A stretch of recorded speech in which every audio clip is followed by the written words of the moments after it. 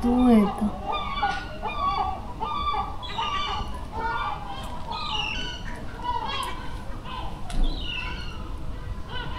Жесть.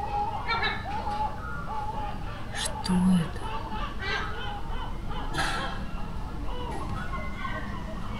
Капец. У нас был выбор приехать на Северное море в Германию, либо на Средиземное море в Италию, либо на Адриатическое море в Хорватию. И мы выбрали Хорватию. И не пожалели. У нас было совсем другое представление об этой стране, и Хорватия нас приятно удивила. Сейчас мы находимся в городе Пула и хотим вам рассказать про этот город, а также рассказать про то, сколько стоит отдых в Хорватии на 2 человек на 1 неделю.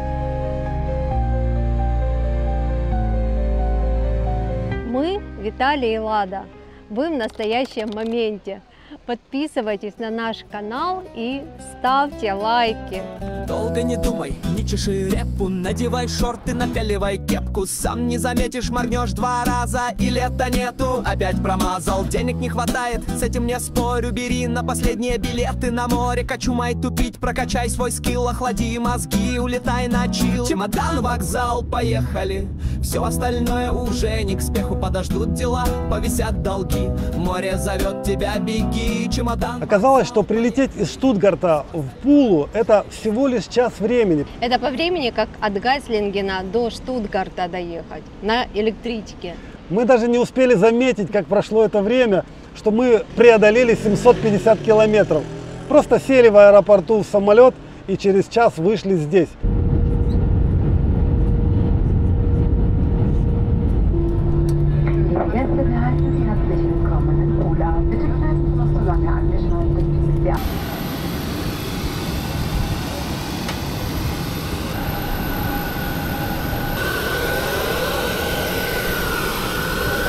И, конечно же, мы приехали сюда не только ради себя, ради своего отпуска, а для того, чтобы люди, которые нас смотрят, которые предполагают этим летом куда-нибудь поехать отдохнуть, чтобы они узнали, сколько денег нужно потратить на то, чтобы здесь отдохнуть. И мы вам сразу скажем общую сумму, которую мы с Ладой потратили на недельный отдых здесь вдвоем. Это 958 евро. 384 мы потратили на перелет, 444 на жилье, 30 евро на автобус местный и 100 евро на еду. Вот такой бюджет. Ну вот, наконец, и пляж.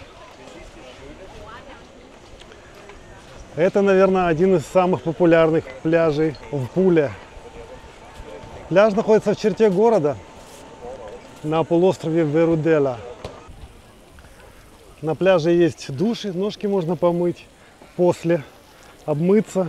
Но, конечно, галька такая крупная, просто щебенка какая-то. Сейчас к водичке подойду. Ну и много людей, я скажу. В общем-то, достаточно плотно улеглись люди здесь. Приходится петлять между ними. А по бокам пляж заканчивается тем, что там скалистые берега, и в них не очень в воду-то и зайдешь, наверное. Там, наверное, вообще ходить больно. Вообще мы с Ладой, когда узнавали, то, в принципе, здесь купаться нужно в коралках, специальной обуви такой. И я вижу, люди все в коралках. Лада, мы забыли с тобой про коралки. Да, у нас будут ноги теперь порезаны. Мы все равно ж полезем. Супер. А я могу в этих прям тапочках туда.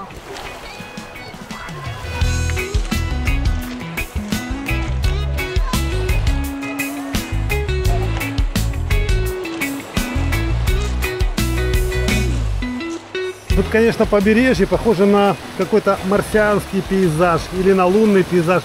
Посмотрите, какие дырявые камни, но красивые. Я сейчас в тапках хожу, поэтому можно передвигаться. А босиком здесь очень опасно, можно ноги порезать. Вот так можно спускаться к воде. И заходить в воду тоже очень опасно. Смотрите, они совсем не обтесанные камни, острые. Краб ползет, краб удрал.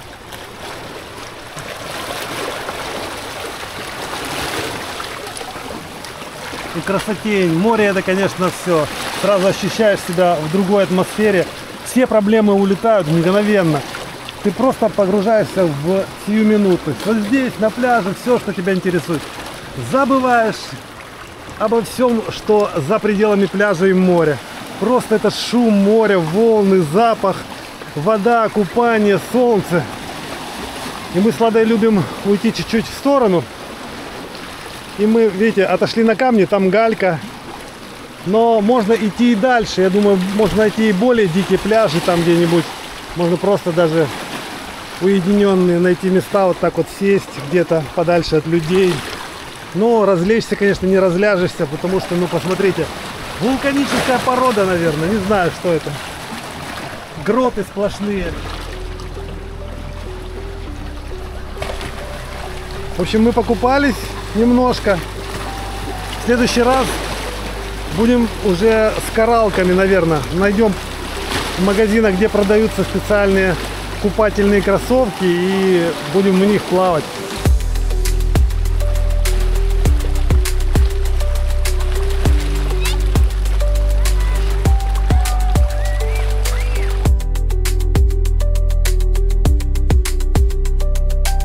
Мы сейчас находимся в такой отельной зоне на побережье.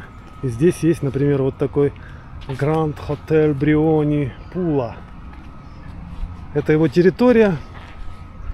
Вон корпуса там дальше. И вид на море открывается. Знаете, сколько номер здесь стоит? Наверное, все включено, я точно не знаю. 354 евро за ночь. Сколько? 354 за сутки. Я не знаю, кто здесь платит такие деньги. Если можно здесь же купаться и шариться. За 64 евро, как мы. Ну, Это во сколько дешевле? 5 раз. 5 раз. Да. Поэтому мы просто сюда добираемся на автобусе за 2 евро. А можем даже за 1, если карточку подключим. И все, и целый день здесь наслаждаемся. Конечно, у нас нет таких удобств, может быть. Там номеров каких-то. Хотя это обычный отель. Я не думаю, что здесь что-нибудь особенное. Если быть не прихотливыми, как мы, то жить легче.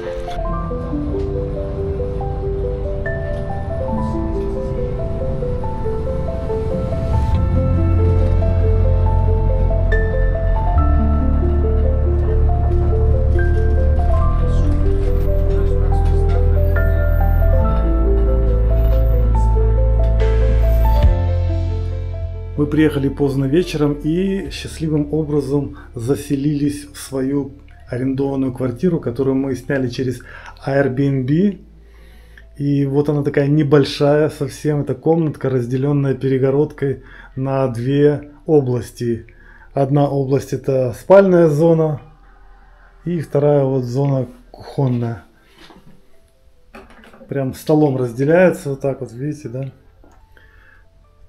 Только что ушел хозяин. В этот раз нам никакие инструкции не присылали. Просто хозяин нас дождался, хотя мы поздно прилетели.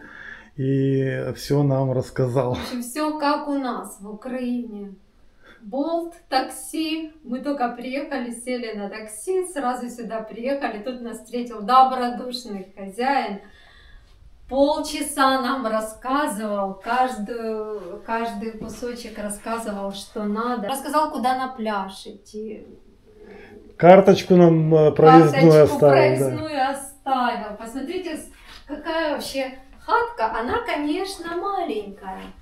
Она не такая, там, знаете, отель, там такой прям лакшери. Ну, здесь есть все. Ну, это практически все. Даже утюг. Посмотри, покажи, Виталий, вообще пройдись, покажи, что тут есть. Так, ну вот кухонные шкафы, верьте мне на слово, здесь и вилки, и ложки, и кастрюли, все есть. Это вот плита, вытяжка, чайник стоит, кофемашина, вода, он сказал, питьевая. Кстати, мы общались на дикой смеси английского и немецкого языка. Интересно, но мы понимаем. понимали. У нас была смесь английский, немецкий, И что-то хорватский, что-то русское. В общем, так как вот мы говорим, ну, так и он говорит.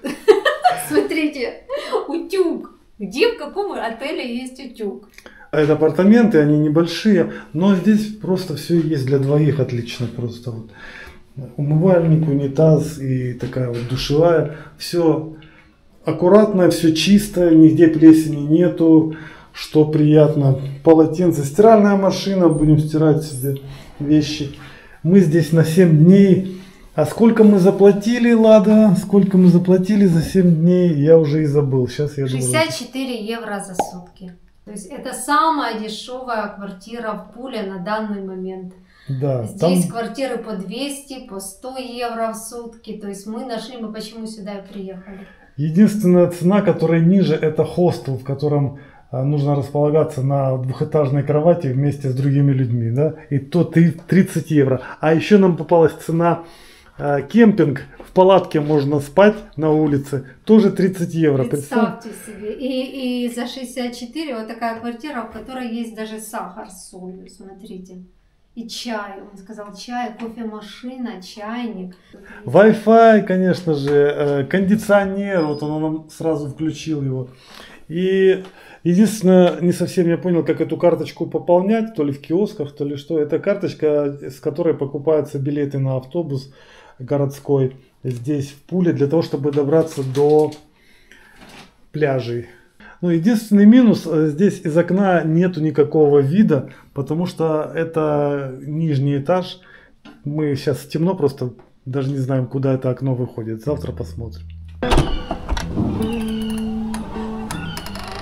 Что это?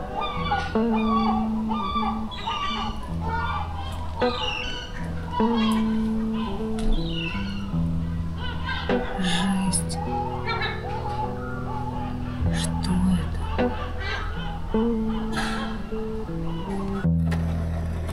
Пам! Прямо в гараж. У нас первый этаж. Какие-то сараи тут деревянные, смотри. А вот это пейзаж у нас в этот раз. Ага. Просто у нас во внутренний двор окна, и они вот прямо здесь. А под нашим окном стоит чей-то мотоцикл. Вот окно нашего санузла, а вот окно нашей комнаты. Прикинь, туда можно залезть, нифиг делать. Может, окно надо закрыть? Пойти. Решетки нету, так вот просунешь руку, откроешь окно и зайдешь. Ой, нет, надо возвращаться. Да. Во дворе сразу чувствуется, что это не Германия, да? Что это страна бывшего соцлагеря. Смотри, вот валяются всякие мусор, у кого-то строительный остался, выбросили. Машины на парковке. О, ящерицы. И куда мы здесь выходим? Опа, вот эта улица. Класс. Вообще, честно говоря, первый раз мы в Хорватии, никогда здесь не были и понятия не имеем о том, как оно все здесь может быть и как выглядит. Ничего себе, домики облупленные, такие, как бы даже аварийные, хотя не, в них живут явно, да?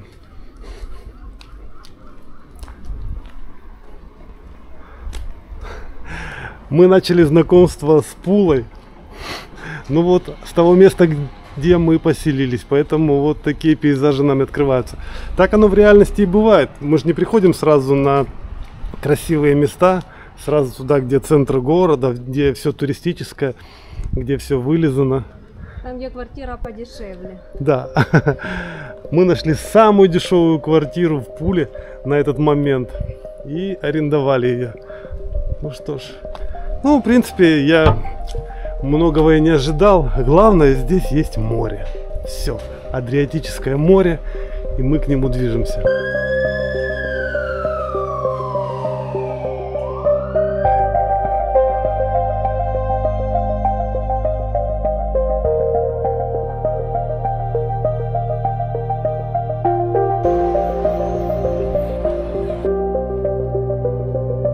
Одно время были популярны магазинчики, в которых было там все по 5 гривен, все по 10 гривен.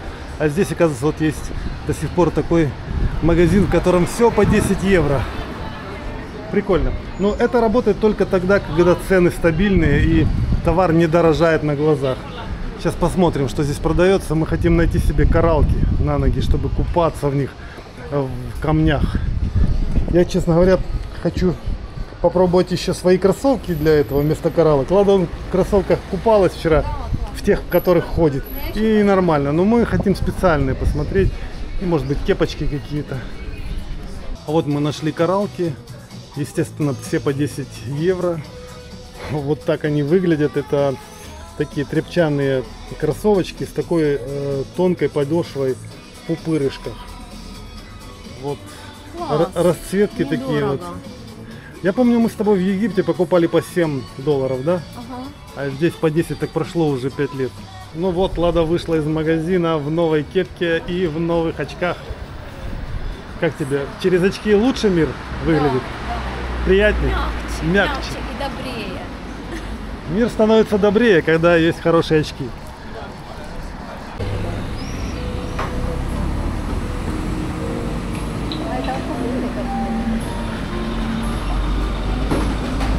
По-моему, коктейль с водкой.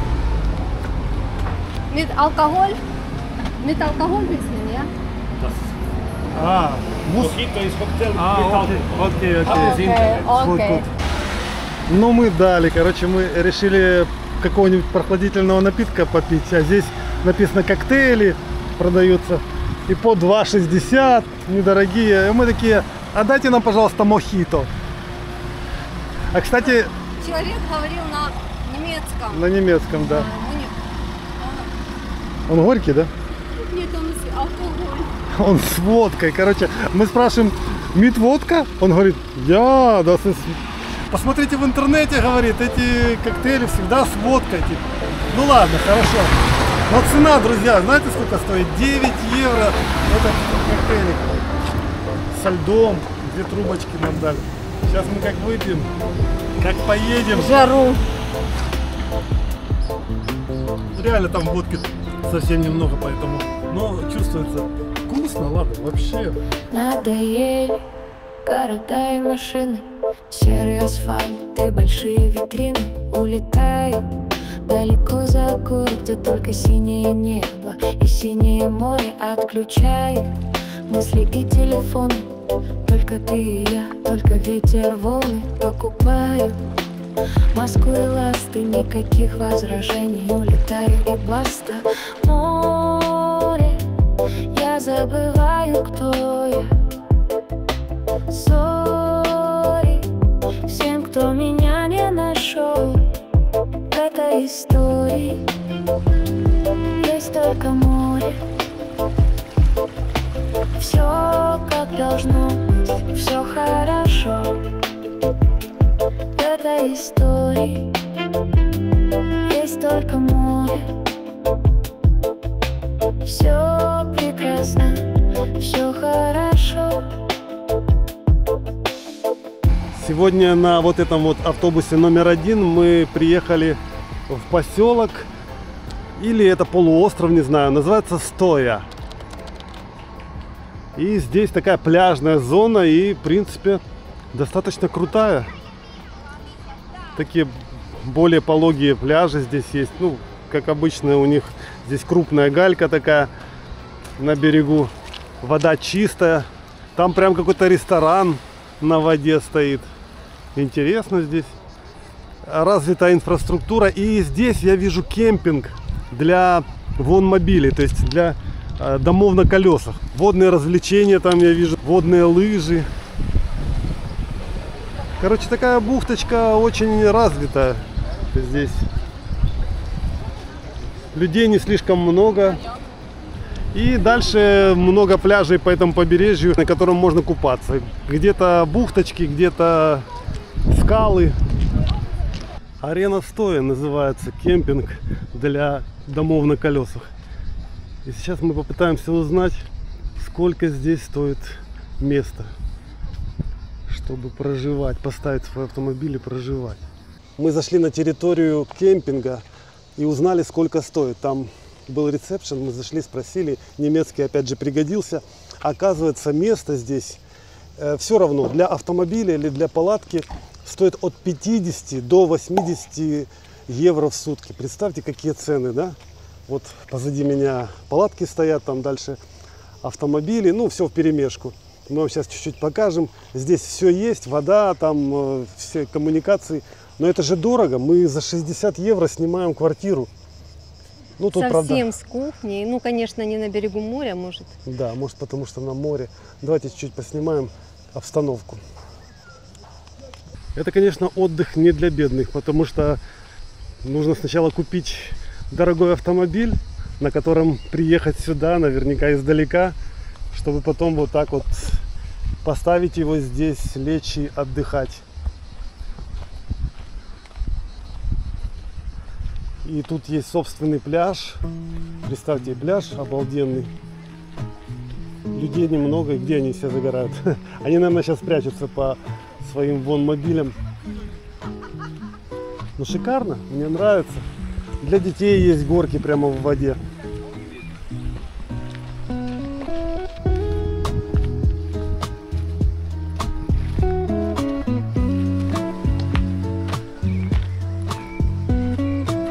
Вот тут есть даже такие домики, как гостиничные номера. Ну, наверное, они будут дорого стоить. Есть камеры хранения. Цикады кричат, видите? Как хорошо, что мы все-таки немножко знаем немецкий язык, потому что мы смогли узнать. Мы подошли на ресепшн, спросили, на русском понимаете? Нет. Английский мы не понимаем. Мы говорим, а Deutsch? Deutsch, да. То есть они все здесь подстроены под немцев. Да тут на территории даже есть футбольное поле. Смотрите. Правда, асфальтированное. И вот это вот, я так понимаю, умывальники, душевые, такое вот здание с туалетами, возможно, бани какие-то. Вот. Есть теннисные столы для пинг-понга.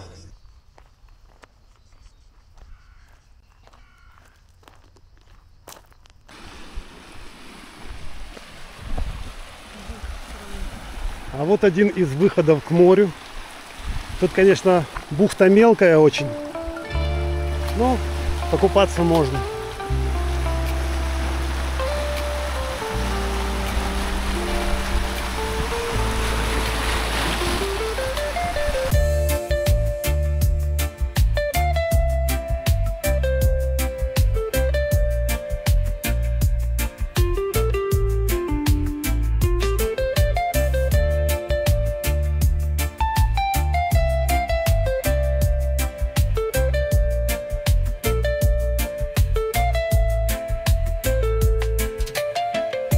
И вот тут получается очень странная ситуация. На противоположном берегу находится дорогой кемпинг для вон-мобилей, то есть для домов на колесах.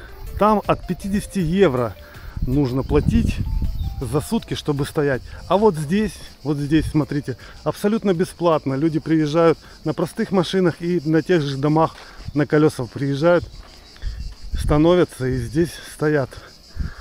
Эти же машины, они рассчитаны на автономию, в них все есть предусмотрено, какое-то время в них можно жить без электричества, там аккумуляторы есть, там запас воды, все, что нужно есть, поэтому вот приезжай так, это совершенно дешево, просто имея такую машину, можешь неделю стоять, не платить ни за что, и даже туалет тут есть, возможно, туалет, правда, к кафешке относится, но в доме на колесах тоже есть свой туалетик. Короче, я не понимаю, почему люди платят за то, чтобы постоять там в общей зоне такие деньги, наверное, только из-за того, что там больше комфорта, да? Здесь такая лесная зона и не запрещено заезжать машинам. Люди паркуются прямо у моря, лежат вот на шезлонгах на своих собственных, которые с собой привезли. И вот вдоль берега так можно располагаться, и людей достаточно много. А вот и нудистский пляж. Мы нашли здесь надпись на камнях, написано ФКК. Удивительно то, что мы находимся в Хорватии, а надпись на немецком языке. ФКК в переводе с немецкого обозначает Freikörperkultur. То есть это свободное тело, культура свободного тела, вот так, если перевести на русский язык. И здесь вот люди занимаются Чем?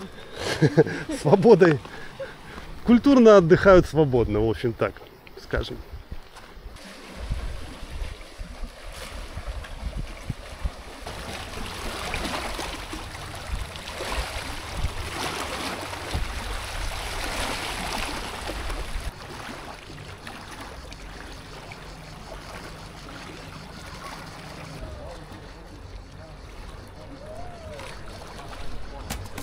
Неудобно, да? На море нет горя.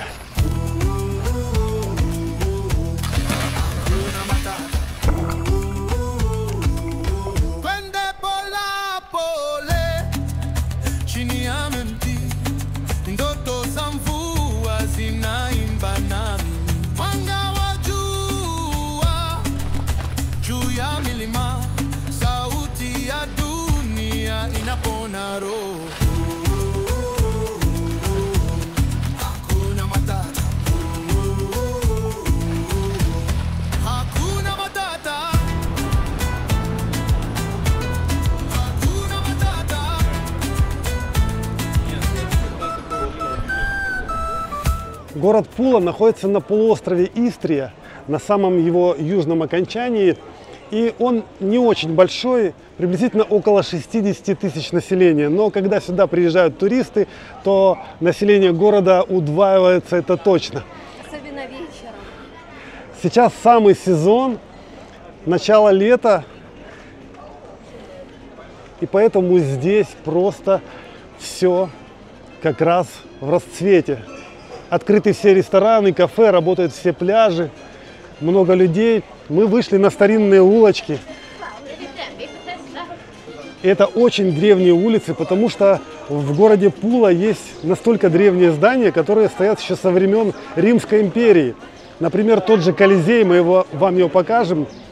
И здесь еще есть храм Аполлона и всякие триумфальные арки древние римские. То есть история очень разнообразна, мы в нее не будем углубляться, но вы можете сами видеть, что вот таких строений здесь много. Конечно, не весь город выглядит так, как сейчас мы вам показываем. Большая часть города вполне современно себе выглядит. Похоже больше на Италию. Большая часть города, она вот... У меня такая ассоциация с Италией. Я думаю, чем вот она похожа? Она похожа своей пошарпанностью. То есть это говорит о том, что все-таки Хорватия бедная немножко, да? А может, это у них такой стиль? Может, это такой стиль? На самом деле Италия отсюда недалеко, на противоположном берегу Адриатического моря. Поэтому вот здесь так. Раньше мы ничего не знали про Хорватию. И теперь с удовольствием узнаем подробности и делимся с вами про эту страну. Ну, во-первых, в самой стране живет не так-то много людей. Оказывается, здесь всего лишь 3,8 миллиона местных жителей. Это как Киев. Это как Киев приблизительно, да. Представьте, один украинский город имеет столько людей, а вообще, если с гастарбайтерами, я помню, были времена, когда в Киеве насчитывалось около 6 миллионов людей, так говорили, по крайней мере, в прессе. Хорватия – это страна Евросоюза. Уже 13 лет Хорватия находится в Евросоюзе, и с недавнего времени здесь ходит валюта евро. Поэтому очень удобно прилетаешь, и тебе не нужно обменивать деньги, ты просто берешь в любом магазине, в любом месте, покупаешь все за евро, и не нужно ничего менять, как это происходит в Польше или в Чехии. Я был этому несказанно рад. Когда мы приехали в аэропорту, мы вызвали такси, и в такси мы запросто расплатились железными евро, которые были у нас наличные. Это очень удобно. Ну вот посмотри, Италия. Еще что мы узнали, что в Хорватии язык в некоторой степени понятный для нас, потому что это славянский язык, но, естественно, много слов незнакомых, но пишется этот славянский язык на латинице. А сербский язык очень похож на хорватский, говорят практически такой же, но у них кириллица. Такая вот разница между ними. Сейчас самое то время, когда люди вернулись с пляжей и хотят поужинать, выпить вина, пива или кофе, что они там Одели, пьют. одели свои самые лучшие наряды, Да. знаешь, вечерние. Только мы с пляжа. Я смотрю, много людей просто в шортах, поэтому не думаю, что прям все Ну, кто одели как. свои лучшие наряды.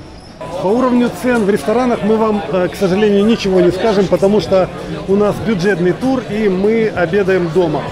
Мы не заходим ни в какие заведения, мы просто глазеем вокруг. Не хотим тратить лишних денег, потому что мы и так еле насобирали на этот отдых. И теперь пытаемся насладиться просто пребыванием здесь и не тратить ничего зря.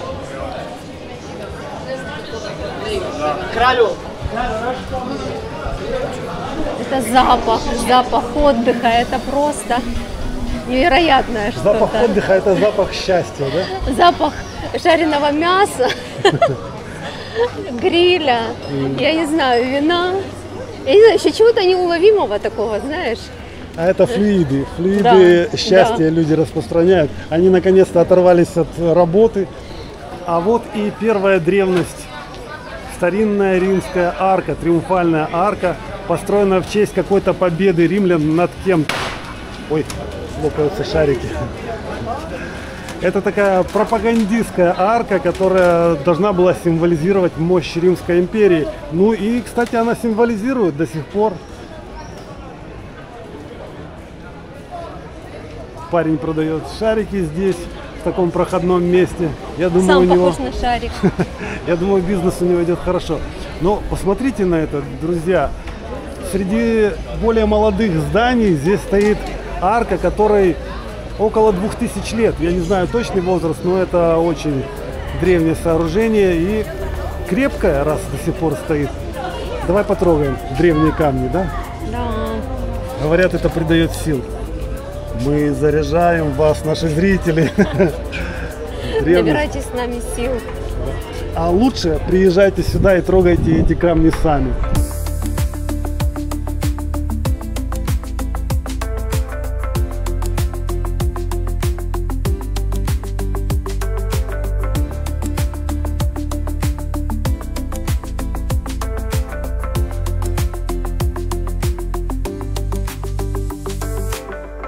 Друзья, смотрите, куда мы попали. Это самый уцелевший римский амфитеатр в мире. Здесь есть даже подземные ходы, в которых сидели гладиаторы, да? И их можно даже посмотреть за деньги. Но это стоит 10 евро, и поэтому мы не станем тратить такие деньги, потому что мы бюджетные туристы. И вообще-то, честно говоря, мы уже от этого вида в обморок падаем. А представьте, если мы еще пойдем и зайдем в подземные ходы, мы там и останемся. Лучше мы походим вокруг. И покупаемся в море. Один из 6 амфитеатров, которые сохранились вообще в мире римских. И он целый, он самый целый. По возрасту он строился в одно и то же время, когда строился Колизей в Риме. Но этот целее, и он до сих пор используется.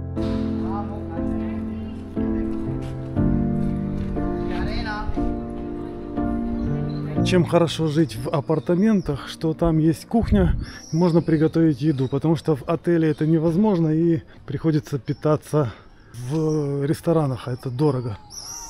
Это магнолия, наверное, с такими большими белыми цветами. Красота.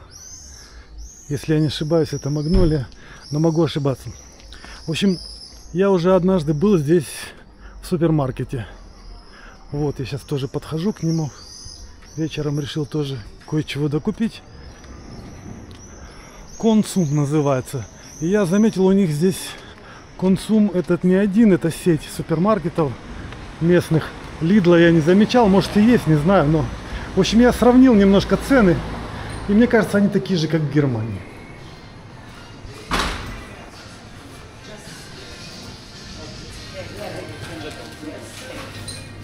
Кстати, все цены в евро, что очень хорошо. Поэтому можно посмотреть, что почем. Я заметил, что если, например, молоко дороже на 20 центов, чем в Лидле в немецком, то вот это и все. Масло, например, тоже на 20 центов дороже. Остальное все в пределах тех же самых. Просто тут другие марки продуктов. И поэтому могут быть только из-за этого дороже. Например, яйца десяток стоит ровно столько же, сколько в Лидле стоит 2 евро. Так что можно сказать хотя бы по этим параметрам, что все одинаково. Ну, эти шоколадки чуть подороже здесь. А, это не такие. Вот, смотрите. Здесь даже Милка дешевле. 1 евро 0,9. Вот сразу просто попался алкоголь Red Label. 13 евро. Не знаю, это акционный ценник или нет. В Лидле в Германии он стоит 15 евро. Так что здесь даже дешевле. Сейчас уже вечер, поэтому хлеба выбор небольшой. Разобрали, с утра здесь было больше. Но я смотрю, хлеб немножко дороже, чем в Германии, 2,15. Но это хлеб нестандартный. Евро 49, вот такой вот. Евро 85. А такого, который стоил бы 1 евро, как в Германии, такого и нету такой цены. А вот 1,04, но я не знаю, какой это хлеб тут был. В общем, плюс-минус то же самое. Мы перемещаемся здесь, в городе Пула, на автобусах. Вот на таких автобусах. И проезд стоит 2 евро на человека. Но нам хозяин квартиры, в которой мы живем, дал вот такую карточку специальную. Мы сначала не поняли, зачем. Точнее, поняли, но не хотели заморачиваться. Эта карта экономит деньги на проезд. Ее можно купить в ларьке. Вот за нашей спиной стоит, за моей спиной такой ларек. Тут продаются газеты, какие-то журналы, какие-то пополнялки разнообразные. И здесь можно купить такую карточку. Сама она по себе стоит 5 евро, но на нее нужно ложить деньги. Что это дает? Это дает, если ты все время ей пользуешься, ты экономишь в половину дешевле проезд получается. То есть нам уже с Ладой сейчас по этой карточке не 2 евро на человека, а 1 евро. И мы в день экономим 4 евро. Получается, за 7 дней мы можем сэкономить 28 евро вот из-за того, что у нас есть такая карточка. Покажу ближе. Пула. Вот. Вот так она выглядит. Можно ее купить, использовать. Всем рекомендую.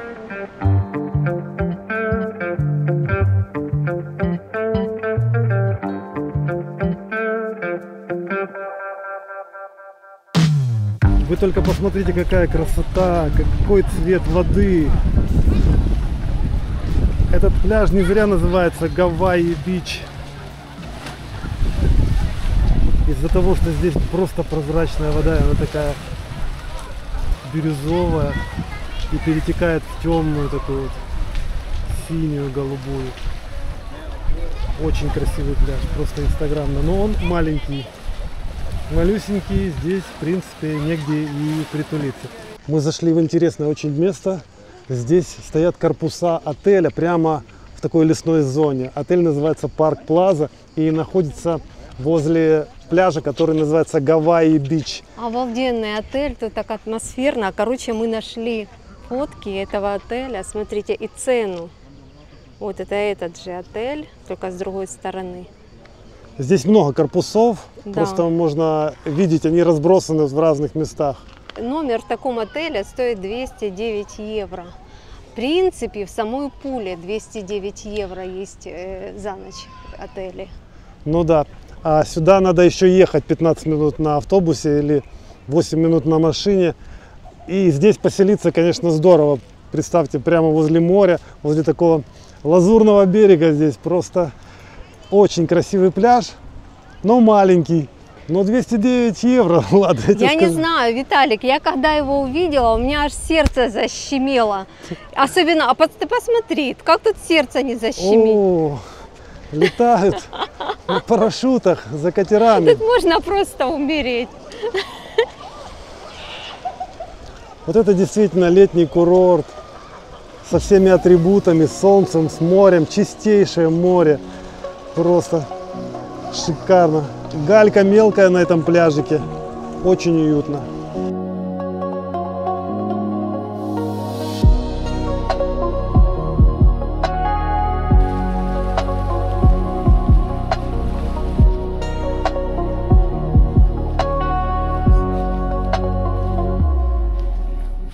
Мы узнали, как могут легализоваться украинцы в Хорватии.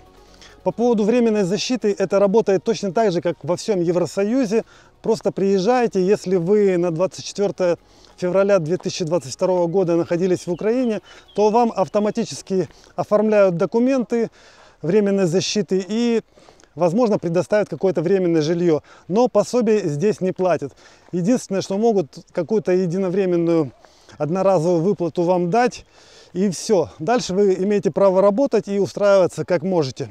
Если вы дальше по окончанию временной защиты захотите остаться в Хорватии, вам нужно для этого иметь постоянную работу и постоянный доход. Тогда вам могут открыть ВНЖ, и вы уже будете по рабочей визе, так сказать, работать здесь и жить. Но если вы в дальнейшем захотите в Хорватии получить уже гражданство, да, вам так понравится, тут, кстати, вполне себе хорошо, то оказалось, что с гражданством в Хорватии сложнее, чем в Германии. Здесь нужно прожить и проработать 8 лет, прежде чем вам дадут гражданство. Выучить хорватский язык и иметь хороший заработок. И иметь хорошую репутацию без привода в полицию. Да. Но это везде так. Но, смотрите, в сравнении с Германией, Германия дает срок 5 лет для того, чтобы получить гражданство. То есть короче. И годы, которые проведены в статусе временной защиты, в Германии включаются в эти 5 лет для получения гражданства, а в Хорватии нет. То есть вы сначала стоите на временной защите, потом переходите на ВНЖ, и только с этого момента начинает считаться срок 8 лет до получения гражданства.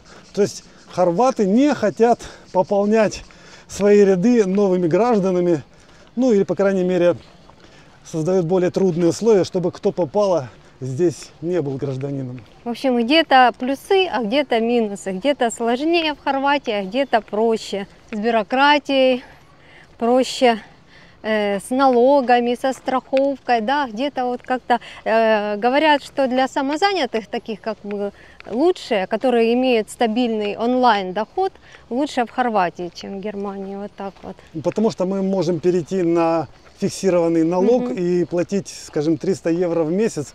Это будет вместе с медицинской страховкой, и это будет меньше, чем в Германии. И к тому же жилье тут тоже можно найти дешевле, конечно, если оно не у моря. Поэтому мы немножко даже и задумались. Здесь море, здесь меньше бюрократии, здесь легче, меньше налог. Будем думать. И, кстати, менталитет здесь тоже славянский, что само собой делает плюс этой стране. Море, я забываю, кто я. Сори всем, кто меня не нашел. В этой истории есть только море.